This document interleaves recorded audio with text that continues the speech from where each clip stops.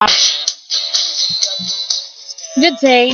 Today I'll teach you how to get database from SQL Server and add it into Microsoft Visual Studio.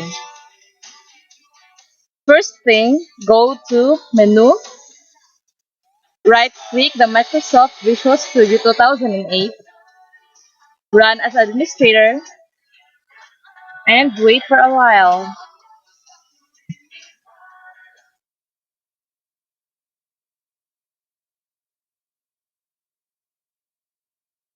Okay, as you see there's a lot of database here, but let's add a connection.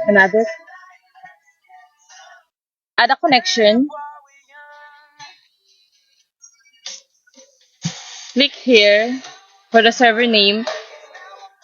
Usually the server name is of course, the name of your PC.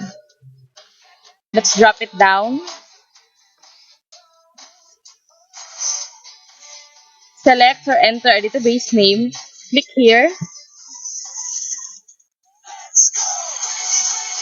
Choose database here. So I want this master. Just click the OK button and let's wait for a while.